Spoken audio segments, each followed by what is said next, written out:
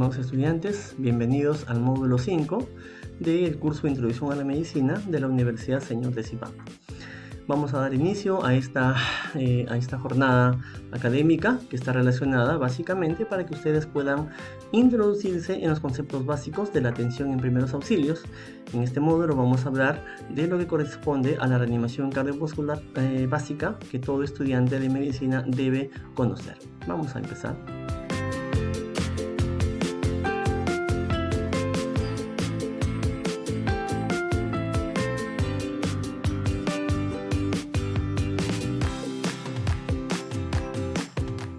Bien, vamos a hablar entonces de la reanimación cardiopulmonar básica.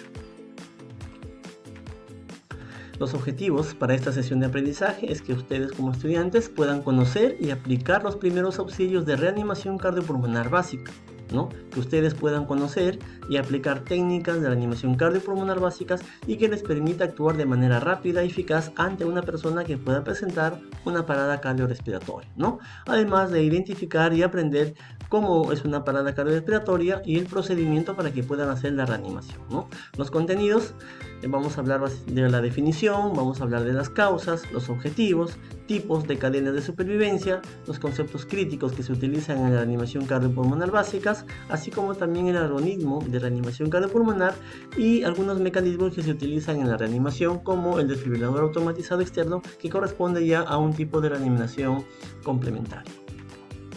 Muy bien. Entonces nosotros vamos a guiarnos de las guías elaboradas por la Asociación Americana del Corazón, en la cual hace referencia a la reanimación cardiopulmonar básicas y a la atención de emergencias cardiovasculares. ¿Cuál es la definición entonces de una parada cardiorrespiratoria? Se define como la interrupción inesperada y potencialmente reversible de tanto de la respiración como de la circulación espontánea, ¿no? ¿Cómo lo vamos a evidenciar clínicamente? Lo vamos a evidenciar con la pérdida brusca de la conciencia de la persona, lo vamos a encontrar en un estado de inconsciencia, ¿no? La ausencia de la respiración o presencia de boqueadas agónicas, es decir, una respiración jadeante o agónica, y la ausencia de signos de vida. Entonces son tres elementos importantes que nos permiten reconocer la interrupción inesperada y potencialmente reversible tanto de la respiración como de la vía circulatoria. ¿Cuáles son las causas por las cuales puede ocurrir una parada cardiorrespiratoria, ¿no? Puede iniciarse por dos mecanismos, ya sea por una alteración en la función respiratoria o por una alteración en la función cardíaca, ¿no? Si el corazón deja de latir, inmediatamente estamos ante una parada cardíaca, y si hay una interrupción de la vía aérea por diferentes causas, ¿no? Que pueden ser mecánicos, fisiológicos, entre otros, se produce una parada respiratoria. Estas dos situaciones obligan a iniciar inmediatamente un proceso o mecanismo de reanimación. ¿Cuál es el objetivo principal de realizar la reanimación cardiopulmonar, ¿no? El objetivo fundamental es que se puedan ejecutar un conjunto de maniobras que están dirigidas fundamentalmente a sustituir y restaurar tanto la circulación como la respiración espontánea en el paciente, ¿no? ¿Esto qué va a permitir? Va a permitir que se le pueda proporcionar oxígeno al cerebro del paciente, ¿no? Y al corazón, hasta que un tratamiento médico especializado pueda restaurar las funciones cardíacas y la lesión del sistema nervioso central. Entonces, realizar una maniobra para reanimar tanto el corazón como la vía pulmonar va a permitir que no exista una lesión cerebral por la falta de oxígeno tanto al corazón y por la vía sanguínea. Tipos de reanimación cardiopulmonar, vamos a tener tres tipos, ¿no? La reanimación cardiopulmonar básica, que es el objetivo de este tema, es la que vamos a realizar sin utilizar ningún tipo de material excepto algunos dispositivos de barrera, ¿no? Vamos a utilizar mecánicamente nuestras manos para hacer las compresiones torácicas y utilizar, ¿no? Algún elemento de barrera o de manera directa respiraciones boca a boca, ¿no? Luego tenemos la reanimación cardiopulmonar instrumental intermedia, ¿no? Se realiza con material de soporte o vía aérea no invasivo. En este caso podemos utilizar una mascarilla y un ambú que me va a permitir hacer las insuflaciones para poder garantizar la vía aérea y la respiración, ¿no? Y tenemos la reanimación cardiopulmonar avanzada. Es una reanimación que se realiza básicamente en una unidad especializada dentro de un centro hospitalario y se realiza pues con recursos calificados, médicos entrenados, emergencistas, intensivistas, y se utilizan mecanismos de desfibrilación para garantizar la cardioversión y la recuperación del latido cardíaco. para hacer la reanimación cardiopulmonar básica lo hemos dividido en 3 grupos, ¿no? Los lactantes o infantes menores de 1 año, el grupo de niños de 1 a 8 años y el grupo de adultos mayores de 8 años, ¿no? Para los niños, por ejemplo, iniciar la reanimación cardiopulmonar básica obliga a utilizar ya no las compresiones con el talón de la palma del talón de la mano y entrelazado con la otra mano, sino obliga a utilizar los pulgares, ¿no? Los pulgares directamente comprimiendo el tórax del infante o lactante. Y en los adultos mayores de igual forma, ¿no? Se utiliza la técnica que se utiliza en los niños. Bueno, hemos utilizado como referencia, ¿no?, las guías aprobadas por la Asociación Americana del Corazón, tanto para determinar la reanimación cardiopulmonar básica como también para poder ver la atención de emergencias cardíacas. En este caso, esta guía fue validada por más de 356 expertos en reanimación, participaron más de 29 países, entre ellos los países latinoamericanos, se realizaron diferentes teleconferencias, seminarios vía internet, se trabajó básicamente durante 3 años y se hicieron más de 477 publicaciones, confluyendo finalmente en esta guía que la utilizamos en los diferentes hospitales y en las diferentes entidades hospitalarias y de educación universitaria. Muy bien, acá vamos a ver entonces que las guías que normalmente conocemos indican que tenemos que iniciar con el ABC, ¿no es cierto? Aperturar la vía aérea, garantizar una buena respiración del paciente e iniciar las compresiones torácicas, ¿no? Según estas guías americanas, básicamente nos están diciendo que se hace un cambio de secuencia, ya no debe ser ABC, sino debe ser el CAB, es decir, que si nosotros identificamos rápidamente que el paciente tiene una parada cardiorrespiratoria, se debe iniciar inmediatamente con las compresiones torácicas, ¿no? Esto no debe demorar más de 10 segundos para iniciar las compresiones torácicas, garantizar la vía aérea insuflando aire directamente en la boca y garantizando una buena respiración. Entonces se utiliza hoy identificación inmediata, ¿no? Antes de los 10 segundos se tiene que hacer las compresiones torácicas, aperturar la vía aérea y realizar una buena respiración. Entonces utilizamos el CAB. Aquí vamos a ver entonces, ¿no?, según las recomendaciones de esta guía, es compresiones, vía aérea y respiración. Hay una cadena de supervivencia, ¿no? La cadena de supervivencia se refiere a que no solamente hacer una reanimación cardiopulmonar o maniobrar para poder reanimar al paciente, no solamente realizar compresiones torácicas y respiración boca a boca, sino que vamos a tener que entrelazar hasta 5 elementos distintos que nos va a permitir que el paciente se pueda recuperar y evitar la muerte, es decir, la supervivencia, como lo menciona acá. Entonces, en este caso, las guías americanas nos dicen de que primero tenemos que saber reconocer de inmediato, ¿no? Reconocer si el paciente está en una parada cardiorrespiratoria, en ese momento hay que pedir auxilio, ¿no? Si estamos con apoyo de alguna persona, se tiene que llamar a emergencia o se tiene que llamar a una persona especializada para iniciar el proceso de reanimación. Mientras ocurre esto, hacemos el reconocimiento inmediato, vamos a hacer la reanimación cardiopulmonar precoz, ¿no? Haciendo énfasis, como ya mencionamos, en el CAB, iniciar con las compresiones torácicas, garantizar la vía aérea y garantizar la respiración, ¿no? En su defecto, si contamos con un equipo tecnológico, vamos a utilizar un desfibrilador que rápidamente nos va a permitir la desfibrilación y digamos que la circulación vuelva a funcionar normalmente, ¿no? A la vez, debe estar llegando una ambulancia para trasladar al paciente para hacer el soporte vital avanzado hasta una unidad especializada de cuidados intensivos o una unidad de shock trauma que va a permitir pues que el paciente sobreviva, ¿no? Todo esto debe activarse inmediatamente. Esa es la cadena de supervivencia, ¿no? Reconocimiento inmediato, reconocimiento precoz, iniciar las compresiones torácicas, reiniciar con un desfibrilador, utilizar una ambulancia para llevar rápidamente a un centro hospitalario para continuar el proceso y finalmente ingresar a una unidad de cuidados intensivos o de shock trauma. La reanimación cardiopulmonar básica tiene conceptos críticos importantes que debemos fijar, ¿no? Uno de los conceptos críticos importantes es que debemos tomar en cuenta que para garantizar mayor probabilidad de supervivencia de la víctima debemos tener en cuenta estos 6 elementos. Primero, tener en cuenta que se debe iniciar las compresiones torácicas antes de los 10 segundos, es decir, si nosotros identificamos inmediatamente que esta persona no tiene pulso, no respira o respira con dificultad, ¿qué debemos hacer? Inmediatamente debemos iniciar las compresiones torácicas, ¿no? Y al realizar las compresiones torácicas, estas compresiones torácicas deben realizarse con una frecuencia mínima de 100 compresiones por minuto. Esta debe ser con una profundidad, es decir, debemos utilizar la compresión hasta una profundidad de 5 centímetros, sin temor a la que se pueda fracturar el paciente, ¿no? Deprimir el tórax hasta 5 centímetros, ¿no? Tanto en el adulto como en los niños, y hasta 4 centímetros para los lactantes, ¿no? ¿Esto qué va a permitir? Va a permitir que haya una adecuada expansión torácica y va a permitir obviamente que haya una buena irrigación cerebral. Hay que minimizar las interrupciones, es decir, mientras nosotros hacemos las compresiones que son 1, 2, 3 hasta llegar a 30, iniciamos 2 respiraciones y nuevamente iniciamos 30 compresiones y 2 respiraciones. Durante este proceso debe ser rítmico, no podemos hacer 30 compresiones y decir, bueno, ya me cansé, ¿no? Y de nuevo continúo, no, esto debe ser sincrónico, no podemos parar bajo ninguna forma, de tal forma que podamos garantizar el restablecimiento de la circulación sanguínea, de la frecuencia cardíaca y de la irrigación cerebral, ¿no? Hay que realizar ventilaciones eficaces, es decir, cuando hacemos la insuflación boca a boca hay que hacerlo de una manera que pueda llegar el aire y expanda el tórax, y eso va a permitir que el paciente pues, pueda revertirse inmediatamente, ¿no? Ojo, que también hay que evitar una ventilación excesiva, ¿no? Eso lo vamos a lograr con la práctica y el entrenamiento. Muy bien. En las antiguas guías se decía que primero teníamos que mirar al paciente, ¿no? Escuchar al paciente, ¿no? Escuchar definitivamente si es que hay respiración o no respira, ¿no? Y sentir, hay que sentir en la cara, ¿no? Cerca si es que el paciente está respirando. Sin embargo, este procedimiento ya ha sido eliminado en las guías, ¿no? El observar, escuchar y sentir la respiración en este paso de evaluación ya ha sido eliminado. ¿Por qué razones han sido eliminados esos procedimientos que clásicamente lo conocemos, ¿no? Porque diferentes testigos presenciales, es decir, personas que realizaron este procedimiento, ¿no? Básicamente al sentir la respiración no solían iniciar la reanimación cardiopulmonar. ¿Por qué? Porque al sentir la respiración, bueno, decían no está en parada cardiorrespiratoria y no iniciaban la reanimación.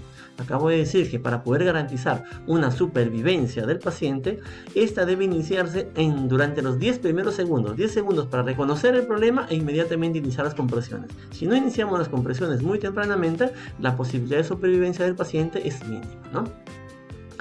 No se debe retrasar la activación del sistema de atención cardiovascular de emergencia, es decir, en ese momento pedir auxilio. ¿Para qué? Para que una vez que nosotros iniciamos las compresiones y si podemos restablecer la circulación o la vía aérea del paciente, pueda ser transportado hacia una unidad especializada para continuar su procedimiento post-reanimación de tal forma que se garantice la supervivencia total del paciente, ¿no? Se debe comprobar dos aspectos importantes en la víctima, ¿no? La capacidad de respuesta y la respiración. Es decir, si el paciente responde, ¿qué hace la víctima? Señor, se encuentra bien, si no hay respuesta, y verificar la respiración. Si esto no ocurre y el pulso tampoco se puede identificar, inmediatamente debemos iniciar con las compresiones torácicas.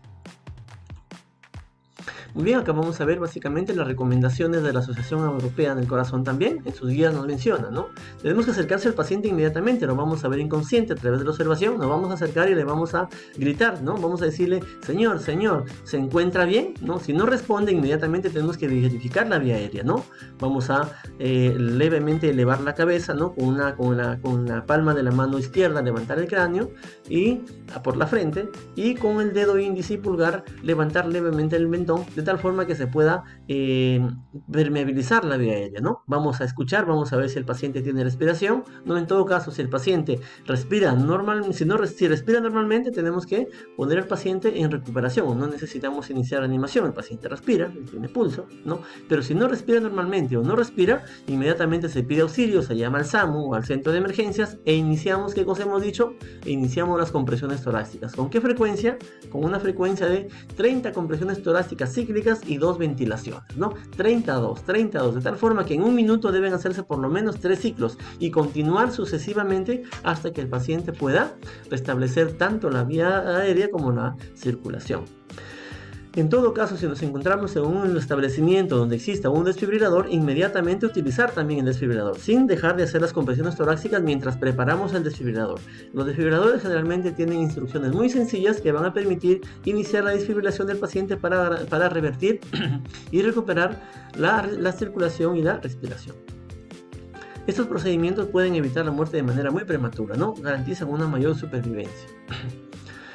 Algoritmo universal de la reanimación, ¿no? Como ya mencioné, nos acercamos a la víctima. Si la víctima no respira, no responde o respira anormalmente, es decir, está jadeante o está boqueante, inmediatamente pedimos auxilio, ¿no? Hacemos auxilio e iniciamos las compresiones torácicas. Nuestras compresiones torácicas deben ser comprimir fuerte, rápidamente, deben ser cíclicas y en un periodo de 30 compresiones y después 2 respiraciones, ¿no? En su defecto, si contamos con un desfibrilador, iniciar con el desfibrilador y esto se debe repetir cada 2 minutos, ¿no? Las compresiones torácicas, hemos dicho, son 30 compresiones y 2 respiraciones de manera permanente y continua sin parar en ningún momento hasta que el paciente pueda restablecerse tanto la circulación como la respiración.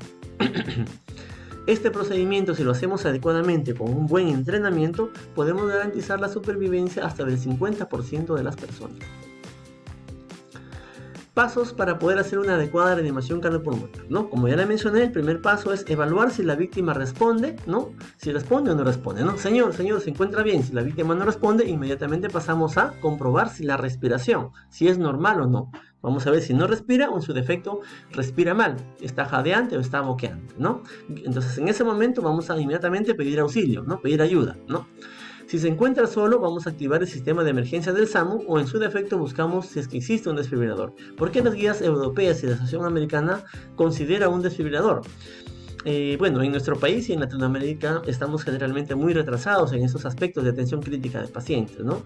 Así como nosotros en el Perú, en cada restaurante, en cada tienda, ¿no? La municipalidad y defensa civil obliga a que cuenten con un extinguidor contra incendios, ¿no? Así en otros países como Europa y Estados Unidos, ellos cuentan con un desfibrilador en los restaurantes, en los centros de mucha afluencia, ¿no? En los estadios, en los mercados, en los centros comerciales, ellos tienen un desfibrilador e incluso el personal que labora ahí, los vigilantes, los trabajadores, ellos saben manejar y están entrenados en reanimación cardiopulmonar básica, de tal forma que al ver una ocurrencia ellos inmediatamente inician con el reconocimiento de la víctima, si respira o no respira, y si no responde, inician con las compresiones, y si tienen su desfibrilador, inmediatamente inician con el desfibrilador y llaman a emergencias para que continúe el proceso post desfibrilación.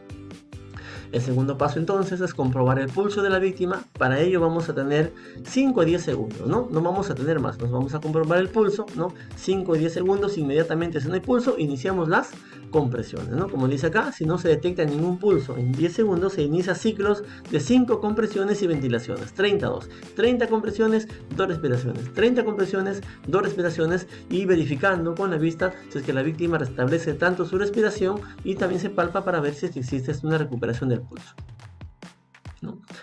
Bien, hay un tema importante para realizar la reanimación cardiopulmonar básica. Hay que ver cómo se encuentra la escena, ¿no? Nosotros vamos a encontrar probablemente una víctima tirada en el suelo, ¿no? Nosotros no sabemos bajo qué circunstancias se encuentra en el suelo, fue golpeada, ¿no?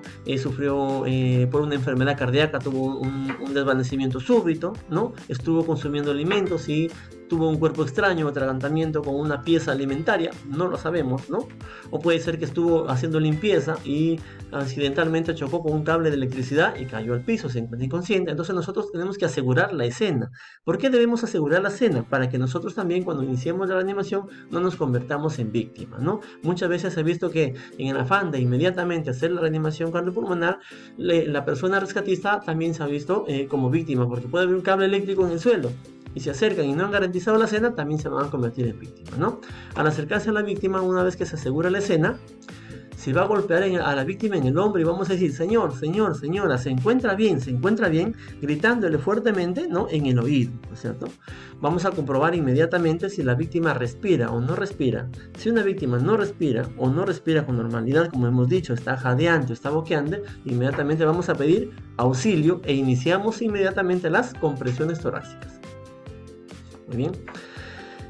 Es importante saber que debemos tener precaución con respecto a la respiración agónica. Hay que saber identificar si existe o no existe respiración agónica. ¿Por qué? Porque muchas veces si nosotros vemos que el paciente está respirando, decimos, no, si está respirando, retrasamos el inicio de las compresiones torácicas. Retrasar el inicio de las compresiones torácicas significa que vamos a retrasar la supervivencia, ¿no? Muchas veces esto conlleva a que las víctimas no se recuperen y generalmente conlleven a una muerte biológica o a una muerte cerebral. Como mencionamos, el siguiente paso era activar la respuesta, pedir auxilio, inmediatamente llamar al SAMU. Eso va a permitir dos cosas importantes, ¿no es cierto? Esas cosas importantes, ¿cuáles son? ¿No?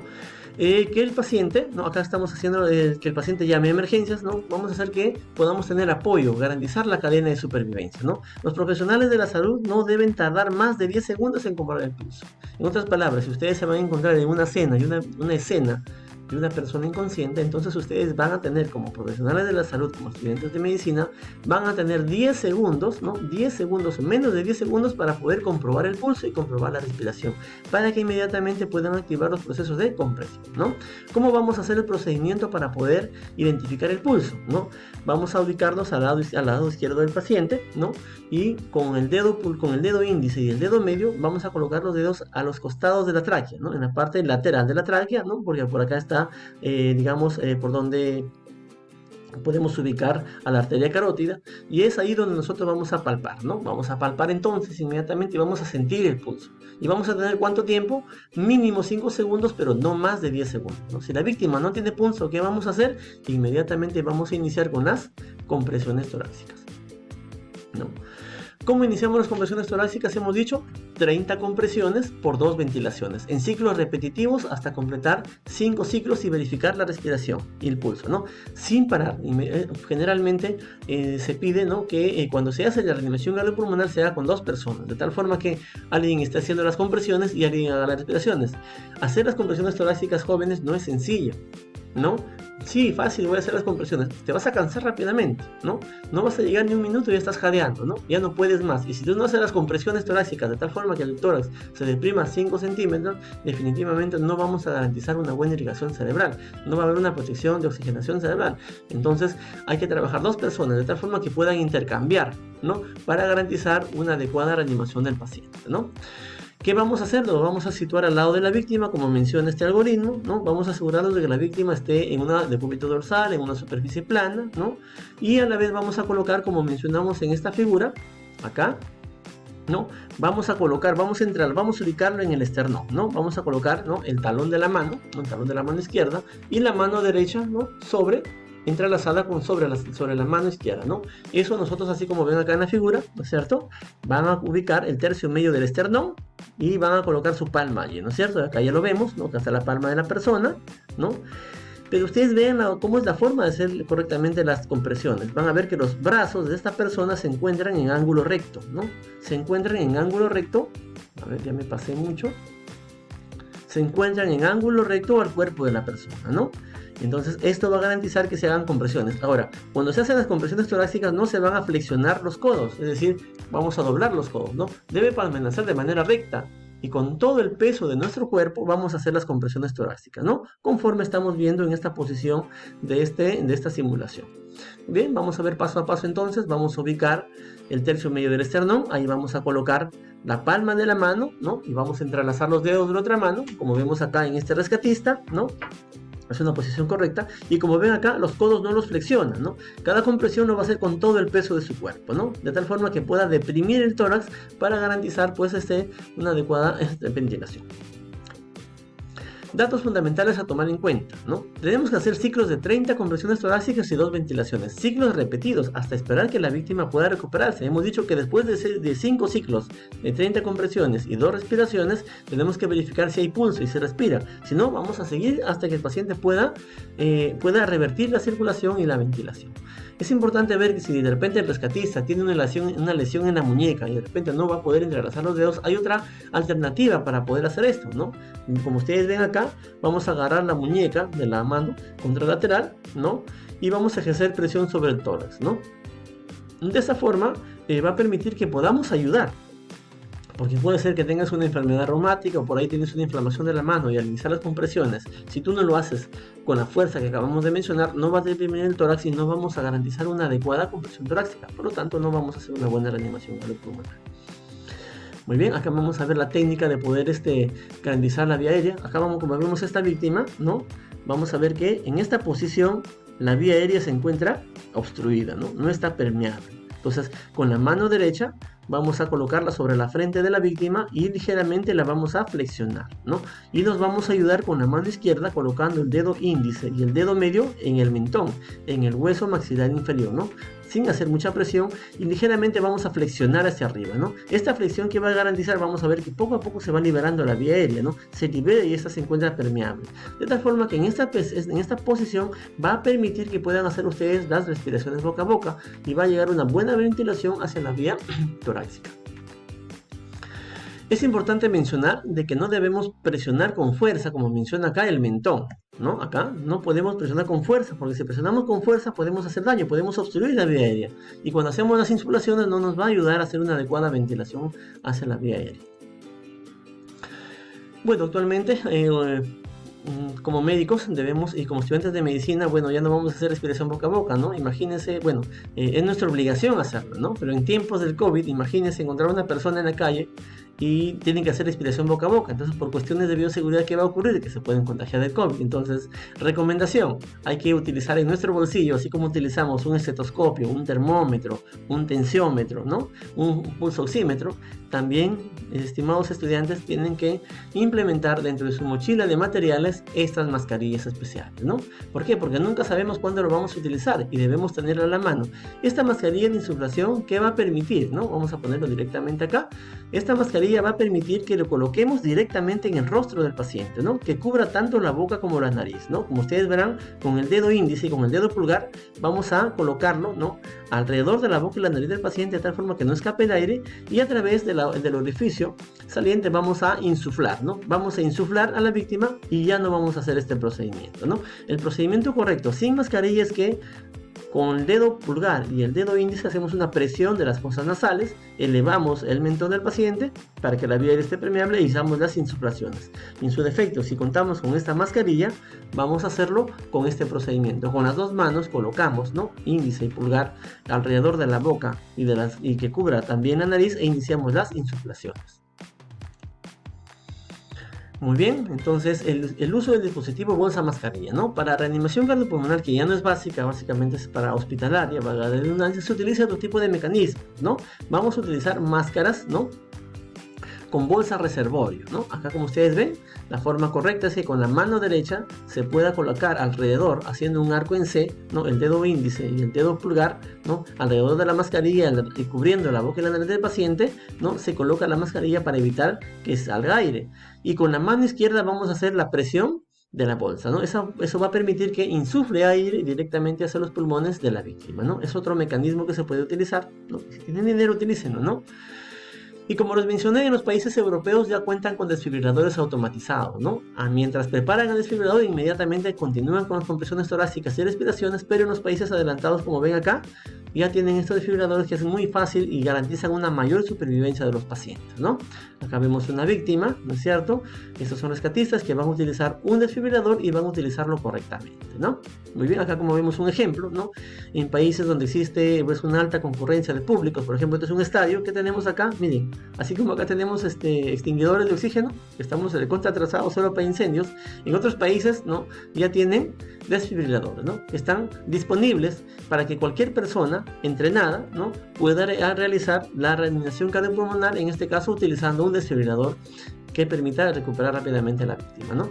Los desfibriladores externos automatizados, ¿no? Debemos tenerlo, ¿no? Se pueden utilizar tanto en niños como lactantes y también se pueden utilizar en niños menores de 1 año, aunque también se puede usar de manera manual, ¿no? Pero sí se pueden utilizar en todos los grupos etarios, ¿no? Muy bien. Utilizando el desfibrilador externo automatizado, básicamente nos garantiza una mayor tasa de supervivencia, ¿no? Mientras más pase el tiempo y nosotros nos demoramos en atender al paciente, vamos a ver que la tasa de supervivencia va reduciéndose hasta en un 7 a 10% por minuto, ¿no? Si nosotros hacemos precozmente la reanimación cardiopulmonar, si recuperamos al paciente o hacemos que esto se revierta o se restituya la circulación o ventilación antes de los 5 minutos, pues la supervivencia será mayor. Y en los hospitales, bueno, debe ser antes de los 3 minutos, que cuenta con instrumentos avanzados como desfibriladores con la finalidad de recuperar nuevamente, ¿no? la circulación y la ventilación. Muy bien, acá vamos a ver rápidamente un esquema, ¿no? Acá tenemos una persona que está haciendo el reconocimiento de la víctima, ¿no? Ha colocado su mano en la frente, está elevando, haciendo flexión del mentón, ¿no? Y con la palma de la mano, la frente del paciente, y va a verificar la vía aérea, ¿no? Una vez que verifica la vía aérea, también va a chequear el pulso, ¿no es cierto? Va a colocar acá los dos dedos, ¿no? Tienen este tiempo entre 5 a 10 segundos, dice no tiene pulso, ¿no? Inmediatamente, ¿qué debe hacer? El paciente debe iniciar las compresiones, ¿no? Ya no ABC, sino CAB, ¿no? Compresiones torácicas. ¿Cuántas compresiones vamos a hacer? 30 compresiones. 1, 2 compresiones, ¿no? 3 compresiones, ¿no? Miren ahí cómo es que se deprime el tórax del paciente, ¿no? En cada compresión se deprime, ¿no? Ya va por la 8, ¿no? Ya va por la 13, ya va por la 29, ¿no? Y llega a la 30 compresión. Inmediatamente llega a la 30 compresión e inicia las insuflaciones boca a boca. Miren, los pulmones acá están colapsados. Inicia una ventilación y miren cómo se insufla el aire en los pulmones, ¿no? Es una ventilación adecuada, ¿no? Inmediatamente va a iniciar la segunda ¿Cuántas se hacen? 2, ¿no? 2 insuflaciones para que pueda restituirse, ¿no es cierto? ¿Cuántos ciclos de este procedimiento vamos a hacer? 32 hasta 5 ciclos seguidos para nuevamente verificar el pulso y respiración. Si esto no se restituye, continuamos con los 30 ciclos de compresiones y 2 de respiración, ¿no? Muy bien. Mientras estamos haciendo este procedimiento, ya nosotros pedimos auxilio, ¿recuerdan? No contesta, no respira y no tiene pulso, auxilio. Mientras ustedes hacen las compresiones y las ventilaciones, deben haber llamado a otra persona a emergencias y debe llegar la ambulancia, ¿no? ¿La ambulancia para qué? Para utilizar un desfibrilador, revertir rápidamente este procedimiento, garantizar la circulación y en su defecto trasladarlo a un hospital para garantizar, pues, si ya nosotros logramos que el paciente se restituya tanto la circulación como la ventilación, debe ser llevado a un hospital para continuar el proceso de post-reanimación, para evitar pues que haya desenlaces fatales, mayor mortalidad y recuperemos a la víctima, ¿no? Entonces ese es el procedimiento, ¿no? Es importante entonces recalcar que el tiempo es crucial para iniciar una reanimación cardiopulmonar. Mientras más tempranamente estemos entrenados en identificar que el paciente no respira o respira anormalmente o no tiene pulso, va a permitirnos hacer más rápidamente las compresiones y la tasa de supervivencia va a mejorar. Miren, hay dos términos importantes que tener en cuenta. Hay una muerte clínica y una muerte biológica. ¿Cuándo hablamos de muerte clínica? Hablamos de muerte clínica cuando básicamente hemos iniciado la reanimación antes de los 4 minutos y el paciente no se recupera. Eso llamamos muerte aparente y todavía es prevenible y reversible, ¿no? Sin embargo, hay otro término que se llama muerte biológica, es decir, si el paciente no ha recibido, ¿no?, en los 4 minutos previos reanimación cardiopulmonar, obviamente este procedimiento es irreversible, y si llega hasta los 10 minutos definitivamente ya estamos hablando de muerte cerebral. Entonces es importante, estimados jóvenes, que podamos hacer estos procedimientos correctamente para poder garantizar la supervivencia de la víctima que hemos identificado. Muy bien, estimados estudiantes, como conclusiones, creo yo, de este tema es que ustedes a través de esta presentación y el autoaprendizaje de las diferentes lecturas que hemos colgado en la aula virtual, ustedes puedan conocer adecuadamente pues las técnicas de la reanimación cardiopulmonar básica que les permita actuar rápida y eficazmente en una parada cardiorrespiratoria, ¿no? Igualmente ustedes aprendan a identificar la parada cardiorrespiratoria y cuál es el procedimiento de la reanimación. Muy bien, vamos a tener diferentes referencias bibliográficas. Si ustedes ven su sílabo, vamos a tener diferentes libros, pueden utilizarlos para que puedan complementar lo que hemos mencionado en esta sesión. Principalmente utilicen las guías de la Asociación Americana del Corazón, en la cual estandariza estos protocolos y algoritmos que ya están validados y utilizan en los diferentes países, tanto de Europa como de Latinoamérica.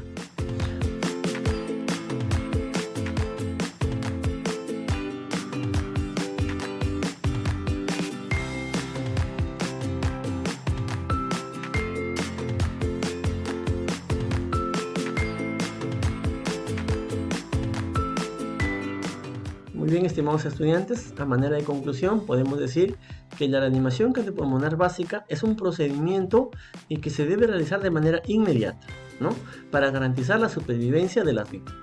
Y como estudiantes ustedes tienen que estar entrenados en 3 cosas importantes, ¿no? Saber reconocer a la víctima si se encuentra en parada cardiorrespiratoria, es decir, no respira o respira normalmente, no tiene pulso, que les permite inmediatamente pedir auxilio e iniciar las compresiones torácicas y las respiraciones. Se realizan en ciclos de 30 compresiones por 2 respiraciones. Se hacen de manera continua y cíclica hasta en 5 ciclos. Después de 5 ciclos hay que comprobar nuevamente el pulso y verificar con la vista si el paciente respira. De no ser así, continuamos con las respiraciones y compresiones. Como ustedes han mencionado, ¿no?, si el paciente no se recupera y no se revierte este proceso por más de 5 minutos, estamos hablando ya que existe una muerte cerebral y por lo tanto ya no recuperamos a la víctima, ¿no? En conclusión, la reanimación cardiopulmonar básica es uno de los principales primeros auxilios que ustedes deben entrenarse para poder garantizar que como estudiantes de medicina se introduzcan en el campo clínico y en el auxilio de personas en los diferentes escenarios que ustedes se encuentren.